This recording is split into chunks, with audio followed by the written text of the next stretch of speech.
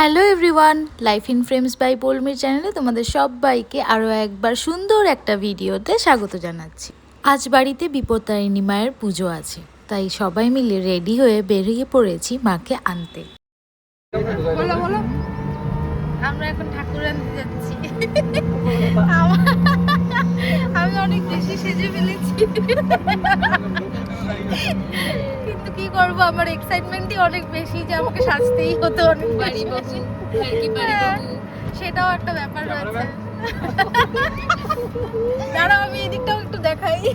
এই যে আমার সাথে কৈলি আছে, আর এই যে আরেকজন। মাকে নিতে এসে দেখলাম মায়ের ফাইনাল টাচ এখনও বাকি রয়েছে, তাই একটু অপেক্ষা করেই মাকে ফাইনাল রেডি করে নিয়ে চলে এলাম সোজা বাড়িতে। তোমরা যারা আমার আগের ব্লগটা দেখেছো তারা নিশ্চয়ই দেখেছো যে আমি অনেকগুলো গয়না আনিয়েছিলাম ফ্লিপকার্ট আর মিশো থেকে। সেই গয়নাগুলো আর কারোর জন্য নয়, আমার বাড়িরই মায়ের জন্য। যদিও টিয়ারা টিকলিটা আর নাকের নটটা একটু বড় হয়েছিল, সেই জন্য আপাতত মাকে অন্য একটা দিয়ে সাজিয়ে নিয়ে এসেছি।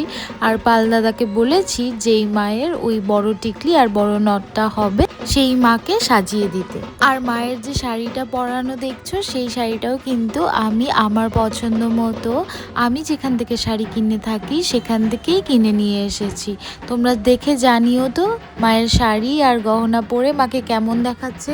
আমার শাশুড়ি মা মাকে বরণ করে নিল, এখন আমি করব মাকে বরণ।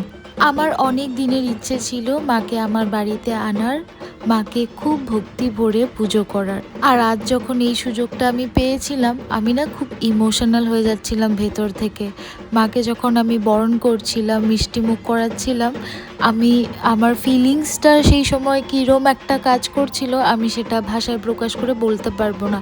শুধু মনের ভেতরে একটা শান্তি ছিল যে আমি যেটা চেয়েছিলাম মাকে আমার বাড়িতে এনে পুজো করতে, সেই ফিলিংসটা বা সেই ইচ্ছেটা আমার পূরণ হচ্ছিল। এই ভাবনাটা ভেবেই না আমি প্রচণ্ড ইমোশনাল হয়ে যাচ্ছিলাম, কিন্তু অ্যাট দ্য সেম টাইম খুব এক্সাইটেড ছিলাম যে মা প্রথমবার আমার বাড়িতে এলো। আর আমি চাই মা প্রতি বছর আমার বাড়িতে আসুক। যাই হোক, তো তোমরা দেখো, আমি তো জানতাম না নিয়মগুলো, তাই পাশে থেকে এক কাকিমা আমাকে সবটা বলে দিচ্ছিল। মায়ের বরণ শেষ হতেই মাকে যথারীতি জায়গায় এনে বসিয়ে দেওয়া হলো যেখানে মায়ের পুজো হবে। আর দেখো মায়ের জায়গাটা কি সুন্দর করে সাজানো হয়েছে না।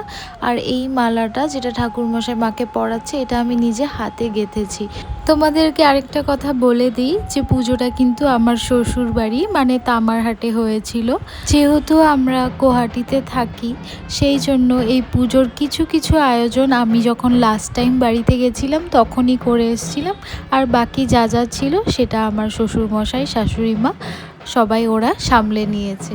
সত্যি কথা বলতে এটা আমার একার পক্ষে সম্ভবই ছিল না যে আমি পুজোটা সম্পন্ন করতে পারবো। মায়ের আশীর্বাদ আর সবার সাথটা ছিল জন্যই আমি আজকে পুজোটা সম্পন্ন করতে পেরেছি। তবে একটা ভীষণ রকম খারাপ লাগা ছিল জানো তো, দিদি আর জামাইবাবু আসতে পারেনি। দিদিরও অফিস চলছে আর জামাইবাবুরও কাজের জন্যে, ওরা দুজনের কেউই ছুটি ম্যানেজ করতে পারেনি জন্য আসতে পারলো না। তবে বাড়ি থেকে মা, বাবা, মাসিমণি আর আমার এক বান্ধবী গুয়াহাটি থেকে এসছিল। দেখতে দেখতে কিন্তু মায়ের পুজো অনেকটাই প্রায় হয়ে এসেছে। ঠাকুরমশাই অলরেডি যজ্ঞে বসে পড়েছে।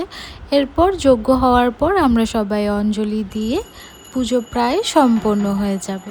আর তার সাথে কিন্তু বাইরের কাজগুলোও কন্টিনিউ হচ্ছিল।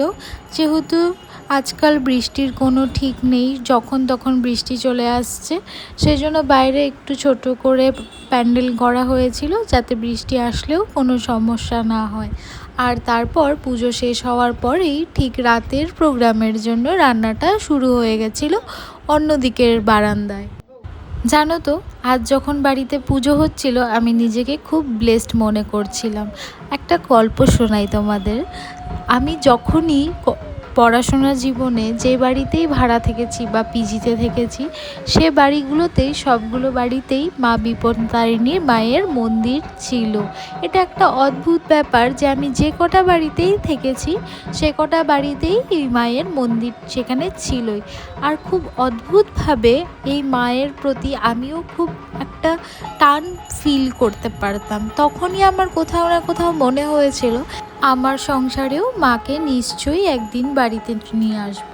আর আজ যখন সেই স্বপ্নটা পূরণ হচ্ছিল না, মনের ভেতরে একটা আলাদাই শান্তি ফিল হচ্ছিল আমার। তো কথা বলতে বলতে দেখতে দেখতে পুজো সম্পন্ন হয়েছে। ঠাকুরমশাই এখানে কিছু শেষ নিয়ম বলছিলেন। তারপর সবাই একটু আমরা রেস্ট করে আবার বিকেলের জন্য তৈরি হচ্ছিলাম। তাহলে এই ভিডিওটা এখানেই শেষ করছি। ভিডিওটা ভালো লাগলে অবশ্যই একটা লাইক করে দিও। চলো দেখা হচ্ছে পরের কোনো ভিডিওতে।